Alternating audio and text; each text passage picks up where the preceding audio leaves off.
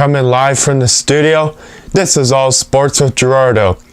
Thank you for listening to All Sports, live every Thursday from 3 to 4 p.m.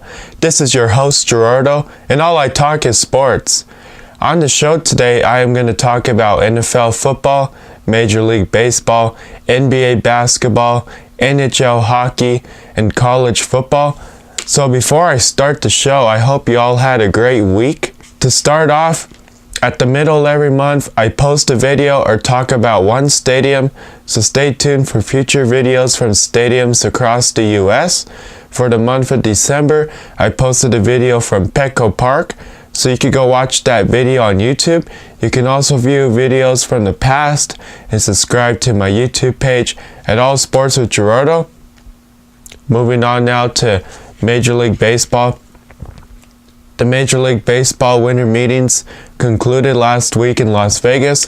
During the winter meetings, there were a lot of moves that were made in regards to trades and free agency. Now going into the holidays or after the holidays, we should know what teams the free agents will sign with. Wilson Ramos will be joining the Mets. Yonder Alonso will be joining the White Sox. Matt Harvey and the Angels have agreed to a one-year contract. Michael Brantley and the Astros have agreed to a 2-year contract.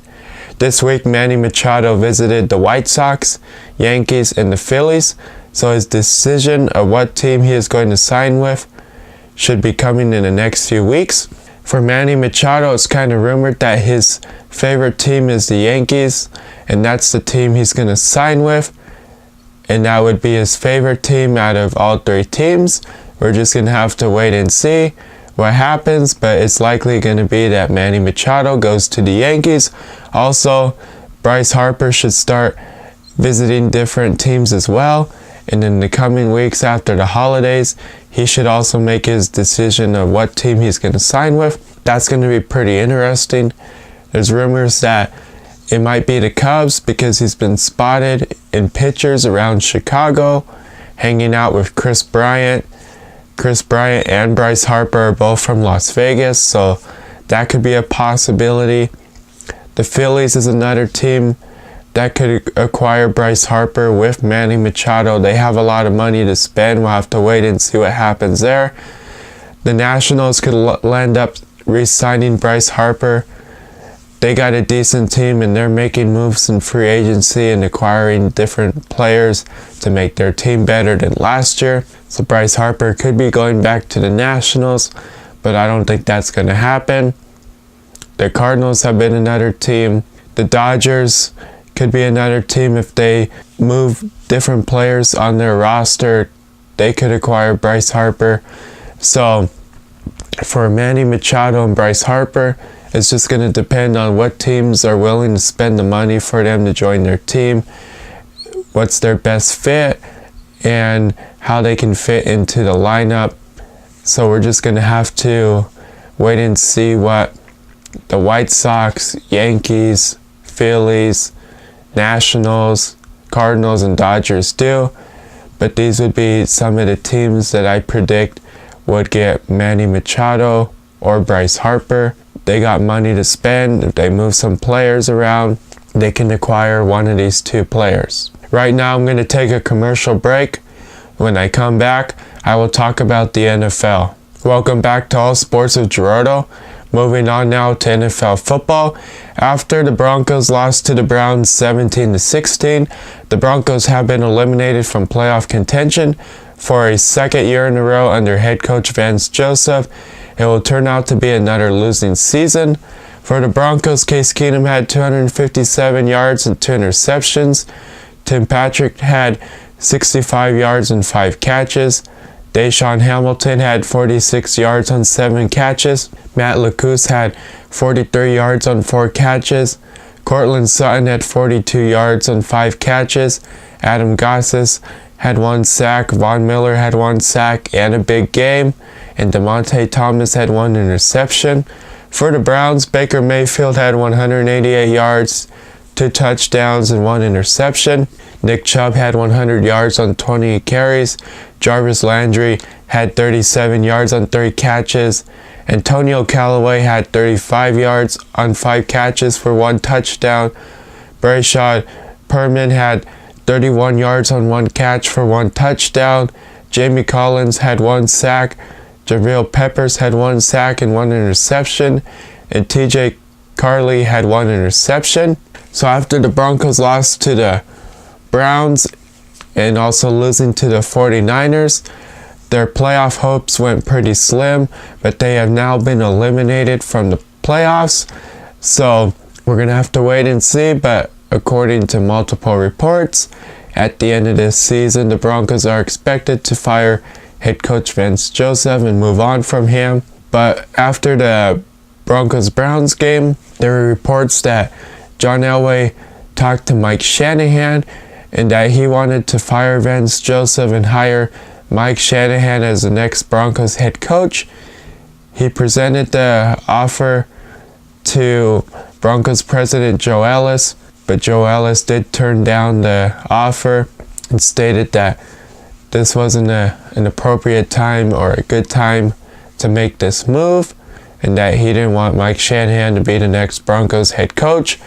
But as the Broncos look for their next head coach this offseason, Mike Shanahan is expected to be a candidate, and there's other candidates that would be a good fit for the Broncos as well. So hopefully John Elway does make the best decision this time around, since he's going to have another opportunity to bring in the right head coach for the Broncos. After the Broncos-Browns game last Saturday, Von Miller became the Broncos' all-time sack leader after sacking Browns quarterback Baker Mayfield. Von Miller passed Simon Fletcher with 98 regular season sacks, and he is now the Broncos' all-time sack leader. Simon Fletcher did attend the Broncos-Browns game, and after the game, he congratulated Von Miller on passing this record, and he stated, "There's no other player I'd rather have pass my record set than Von Miller. He is one of the best to play for the Broncos and in the NFL."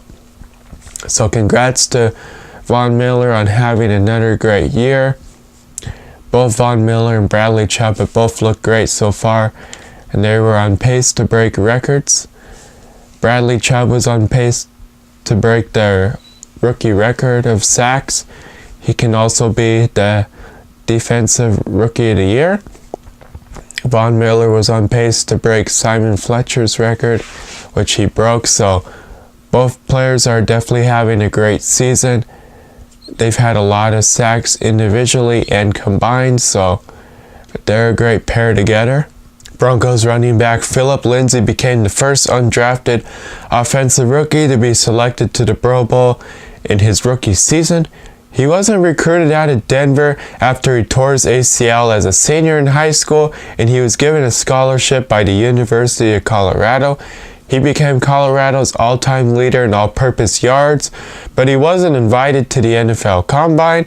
After he went undrafted, the Broncos picked him up, and they signed him to a contract. Before the season started, he won the starting job. He surprised a lot of other players and the Broncos coaching staff throughout OTAs, mini camp, and into training camp. So he won the starting job, and he has been selected to the Pro Bowl, and the rest is history. Philip Lindsay has definitely been a surprise to the Broncos and the other 31 NFL teams that passed up on him. With him being undrafted, he has definitely surprised a lot of people. He's definitely looked great this season. He's such a nice kid.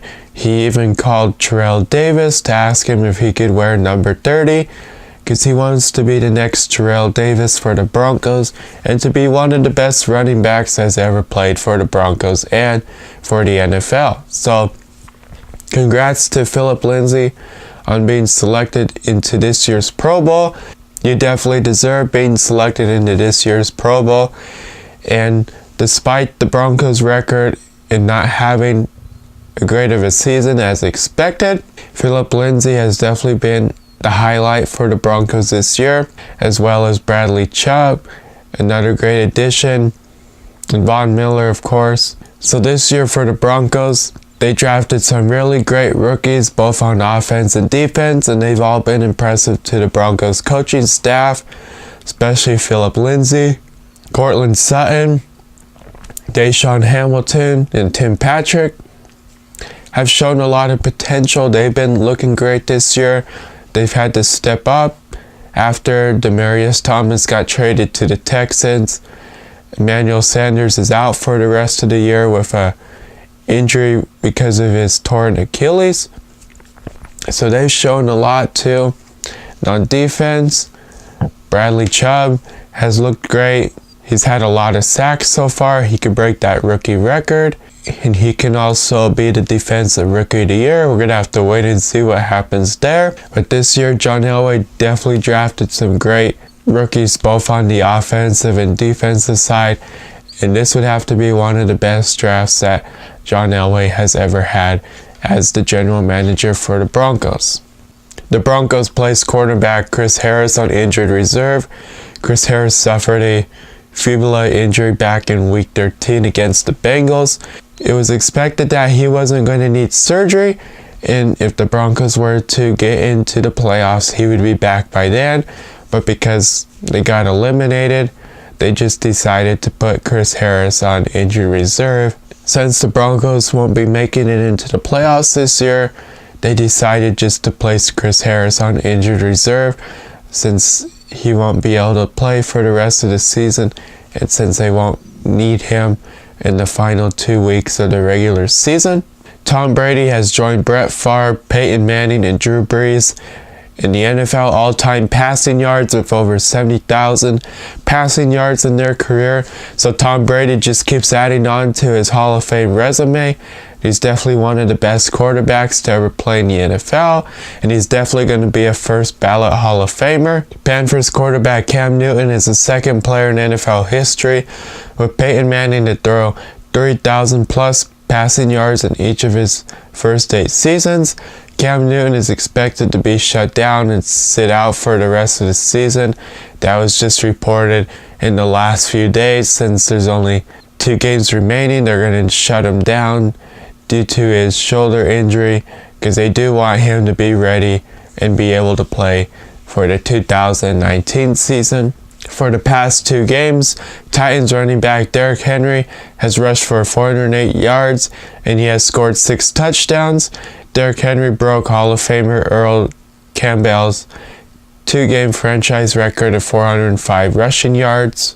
The Chargers are the first team to come back from a 14-plus point deficit in the final 5 minutes of regulation and win the game. The Rams signed free agent running back C.J. Anderson to a contract. The Jets are placing running back Isaiah Conrell on injured reserve. Patriots wide receiver Josh Gordon announced he is stepping away from football to focus on his mental health, but he is also facing a potential suspension for violating his terms of reinstatement. So we're going to have to wait and see what happens here with the Josh Gordon situation. But if he were to return to football in the 2019 season, it's likely he would be suspended the first few games. This year's Pro Bowl will include many great players and the best players in the NFL. To highlight the big-name players participating in this year's Pro Bowl, it includes Drew Brees, Jared Goff, Aaron Rodgers, Patrick Mahomes, Phillip Rivers, Tom Brady, Todd Gurley, Shaquem Barkley, Ezekiel Elliott, James Conner, Melvin Gordon, Philip Lindsay, Antonio Brown, Keenan Allen, DeAndre Hopkins, Tyreek Hill, Michael Thomas, Julio Jones, Travis Kelce, George Kittle, DeMarcus Lawrence, J.J. Watt, Myles Garrett, Melvin Ingram, Aaron Donald, Khalil Mack, Von Miller, Patrick Peterson, Jalen Ramsey, and Denzel Ward. So that's just the big name players participating in this year's Pro Bowl. And in case you didn't know, the way the Pro Bowl works is once they're selected, they can decide if they're going to go or not. But if they do get injured, then they did not participate in the Pro Bowl. Also, since the Pro Bowl is right before the Super Bowl, you got the championship games, and then it's the Pro Bowl, and then the Super Bowl. So the 2 teams participating in the Super Bowl get 2 weeks before the big game. So any players that were selected into the Pro Bowl but their team made it to the Super Bowl do not participate in the Pro Bowl since they're getting ready and resting for the Super Bowl. This year, the Chargers had the most players that are going to be participating in this year's Pro Bowl. In the Week 16 NFL Power Rankings, the current top 10 NFL teams are the Saints, Chargers, Chiefs, Rams, Bears, Texans, Patriots, Steelers, Colts, and Ravens. Right now, I'm going to take a commercial break.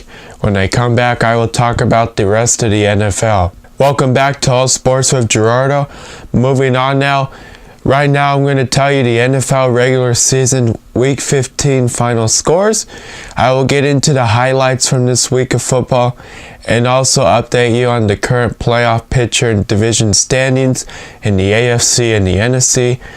So to start off, the Los Angeles Chargers versus the Kansas City Chiefs. The final score, the Chargers won 29-28. The Houston Texans versus the New York Jets.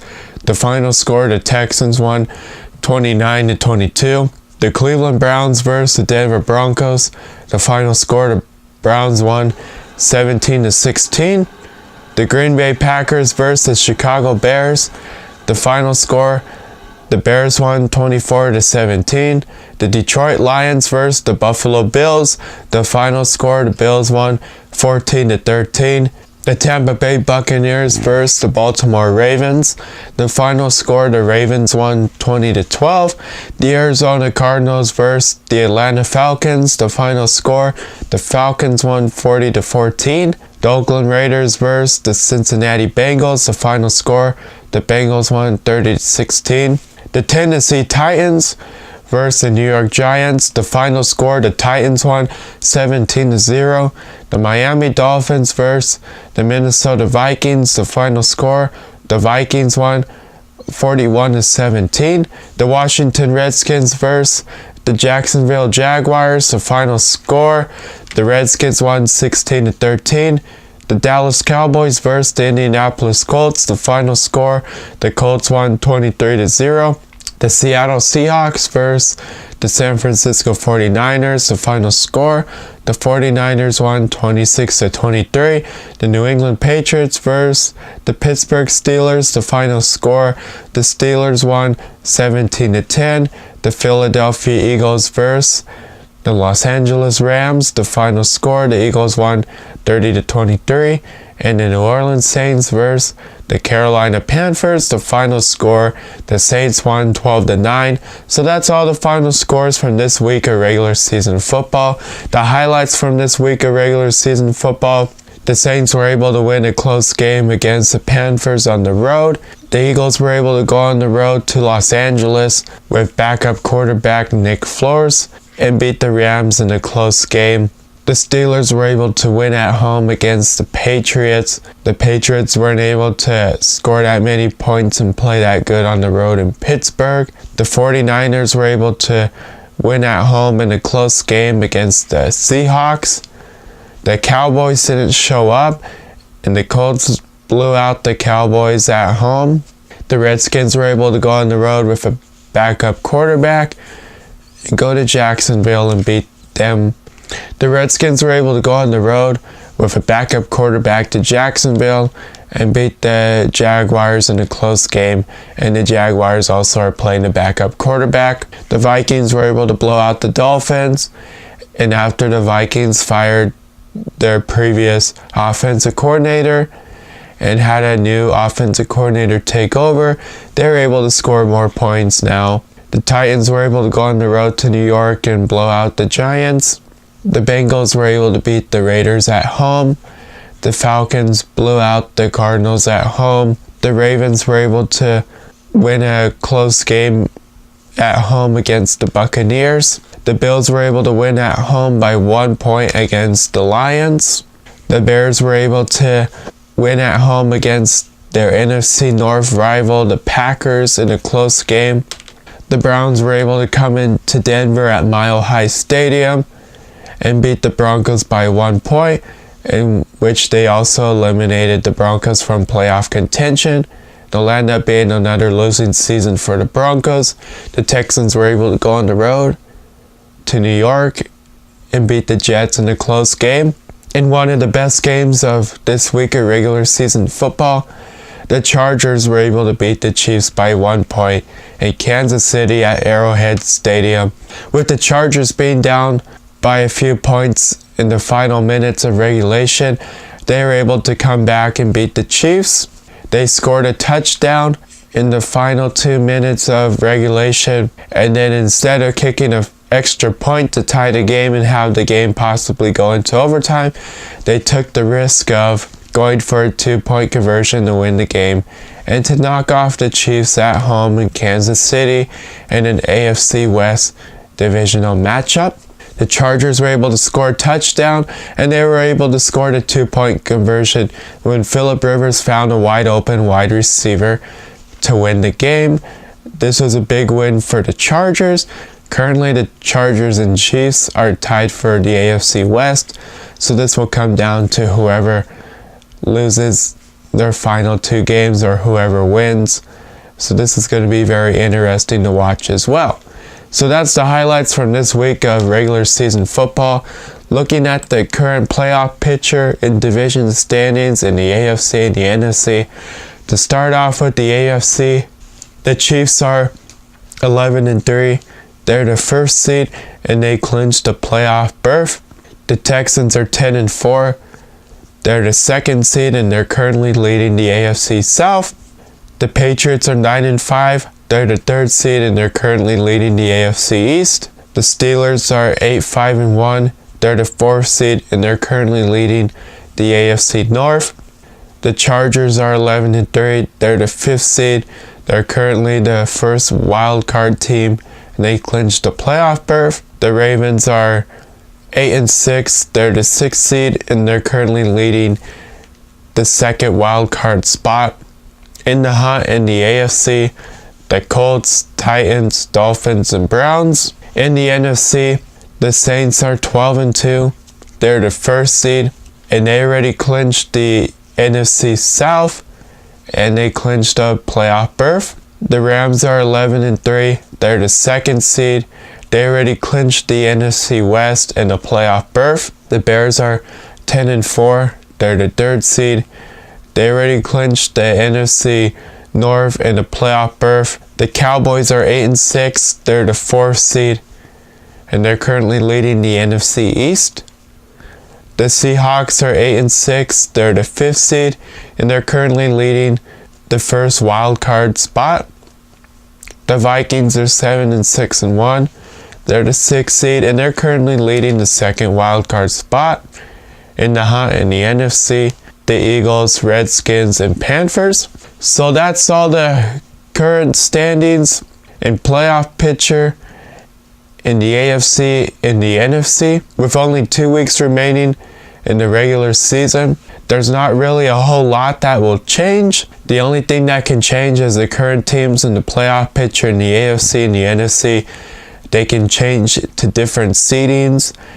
And the wild card teams in the AFC and the NFC can change with the teams that are still in the hunt, but there are not that many teams left in the hunt still. Moving on now, right now I'm going to tell you the NFL regular season week 16 matchups, what teams go up against each other, and then I'll tell you what to watch for in this week of regular season football. This Saturday we got the Washington Redskins against the Tennessee Titans, and the Baltimore Ravens against the Los Angeles Chargers. On Sunday, we got the Cincinnati Bengals against the Cleveland Browns, the Tampa Bay Buccaneers against the Dallas Cowboys, the Minnesota Vikings against the Detroit Lions, the Buffalo Bills against the New England Patriots, the Green Bay Packers against the New York Jets, the Houston Texans against the Philadelphia Eagles, the Atlanta Falcons against the Carolina Panthers, the New York Giants against the Indianapolis Colts, the Jacksonville Jaguars against the Miami Dolphins, the Los Angeles Rams against the Arizona Cardinals, the Chicago Bears against the San Francisco 49ers, the Pittsburgh Steelers against the New Orleans Saints. On Sunday Night Football, we got the Kansas City Chiefs against the Seattle Seahawks, and on Monday Night Football Christmas Eve, we got the Denver Broncos against the Oakland Raiders. So that's all the matchups and what teams go up against each other in this week of regular season football. What to watch for in this week of regular season football.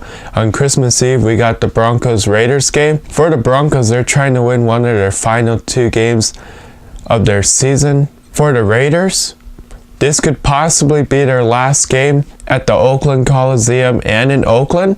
According to multiple reports, Oakland is trying to sue the Raiders for relocating and moving to Las Vegas, and the lease is expected to be up after this season for the Raiders at the Oakland Coliseum.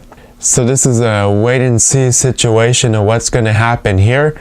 The Raiders will likely not move to Las Vegas in 2019 since the stadium will not be ready until 2020. There's really nowhere else to play, and due to the weather conditions in the summer and into early fall in the Las Vegas region, it is too hot to be outside during that time period. So there has been rumors that if the Raiders do have to leave Oakland in the Coliseum, there's other potential cities and stadiums that would likely welcome the Raiders and let them play there for the 2019 season. So to start off, AT&T Park, where the Giants play in San Francisco, could be a possible stadium. Levi Stadium near San Jose, where the 49ers play, could be a possible stadium. Qualcomm Stadium, where the Chargers played in San Diego before they relocated to Los Angeles, could be a possible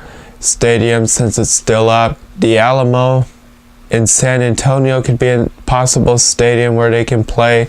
So that's the current cities and stadiums that are rumored if the Raiders do have to leave Oakland in the Coliseum, where they could likely land up playing in 2019 before relocating to Las Vegas in 2020. Can the Chiefs go on the road and beat the Seahawks up in Seattle and bounce back after losing to the Chargers in an AFC West divisional matchup and score more points? Can the Steelers go on the road to New Orleans and beat the Saints, or are the Saints going to bounce back and score more points and play their best football where they play down in New Orleans and score a lot of points and beat the Steelers? Can the Bears go on the road and beat the 49ers, have been winning games lately? Can the Rams bounce back after losing to the Eagles and go on the road and beat the Cardinals? Can the Dolphins win at home against the Jaguars? Can the Colts win at home against the Giants? Can the Falcons go on the road and beat the Panthers, which are starting a backup quarterback? Can the Texans go on the road and beat the Eagles in Philadelphia? Or are the Eagles going to win at home with backup quarterback Nick Flores? Nick Flores is definitely a great quarterback, just like Carson Wentz. So they have a great chance of winning this game and playing some great football in the final 2 weeks of the regular season, since they have a good backup quarterback and Carson Wentz is expected to be out for the rest of the season. Can the Packers go to New York and beat the Jets and win another game with their interim head coach? Can the Patriots bounce back at home and beat the Bills in a AFC East divisional matchup? Can the Vikings go on the road and beat the Lions in Detroit? Can the Cowboys bounce back and win at home against the Buccaneers after being blown out by the Colts last week? Can the Browns win at home against the Bengals in an AFC North divisional matchup in the Battle of Ohio? And can they keep their playoff hopes alive by winning another game? Can the Chargers win at home against the Ravens? And can the Redskins go on the road with a backup quarterback and beat the Titans? So that's what's to watch for in this week of regular season football. Right now I'm going to take a commercial break. When I come back, I will talk about the NBA and NHL. Welcome back to All Sports with Gerardo. Moving on now to NBA basketball. Dirk Nowitzki made his season debut and he returned to the court last week against the Suns.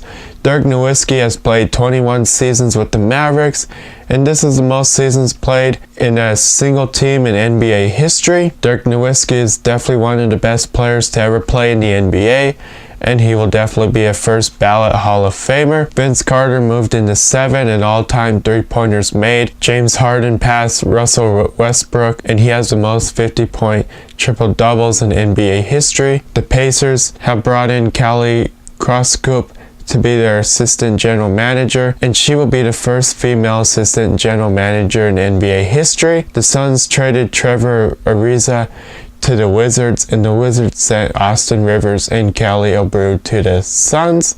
Bulls Zach LaVine is expected to miss 2 to 4 weeks with an ankle injury. Right now I'm going to give you the current NBA standings in the Eastern and Western Conference. So to start off, at number 1 is the Toronto Raptors, at number 2 is the Milwaukee Bucks, at number 3 is the Indiana Pacers, at number 4 is the Philadelphia 76ers, at number 5 is the Boston Celtics, at number 6 is the Charlotte Hornets, at number 7 is the Detroit Pistons, and at number 8 is the Orlando Magic. So that's the current standings in the Eastern Conference. The Raptors are the best team in the Eastern Conference right now. They've been playing great basketball the whole season. The Bucks have been playing great basketball as well. The 76ers are playing better basketball after they made that trade to acquire Jimmy Butler. The Celtics have been sliding down the rankings, and the Hornets have been playing some great basketball as well. In the Western Conference, at number 1, believe it or not, the Denver Nuggets are the best team in the Western Conference right now, despite the injuries to some of their starters, Will Barton, Paul Millsap, and Gary Harris, and with the team still being without Isaiah Thomas and Michael Porter Jr. They have been playing some great basketball, and they have been one of the best teams in the NBA and one of the best teams in the Western Conference. 21-9 is one of the best starts in franchise history. They're 5-0 in their division right now, and they are 13-3 at home, and they've been on a 4-game winning streak. The only thing I can say about the Nuggets is they haven't been playing as good on the road. They're still decent, but they do hope to have a better record on the road as well. The Nuggets have definitely been a surprise to the NBA, so you need to watch out for the Nuggets. If you're a Nuggets fan, root on the Nuggets. Go out to the Pepsi Center and root them on when they're playing basketball here in Denver. At number 2 is Oklahoma City Thunder. At number 3 is the Golden State Warriors. At number 4 is the Los Angeles Lakers. At number 5 is the Los Angeles Clippers. At number 6 is the Portland Trail Blazers. At number 7 is the San Antonio Spurs. And at number 8 is the Sacramento Kings. In the Western Conference, definitely the Thunder have been playing some great basketball lately. The Warriors are always at the top of the Western Conference, and they always play great basketball. The Lakers have been playing great basketball lately. They've been making their way up to the top of the Western Conference and showing that they belong at the top and that they're going to be one of the best teams in the Western Conference, and they're expected to start getting back their injured players. The Clippers have been a surprise to the NBA, and they've been playing some great basketball. The Trailblazers play some great basketball. The Spurs are always in the top 8 for the Western Conference. They've been playing great lately as well. In the last seed in the Western Conference can change. Currently, the Kings are in this spot, but watch out for the Rockets. They can start playing some better basketball. The Grizzlies have been playing some great basketball. Watch out for Dallas. They got Dirk Nowitzki back. The Mavericks have that rookie Luka Doncic. He's been looking great this whole year. He's been one of the best rookies in the NBA with Trae Young and DeAndre Ayton. So watch out for the Mavericks because they can make their way up to the top 8 of the Western Conference. So that's the current standings in the Eastern and Western Conference of the NBA. Moving on now to NHL hockey.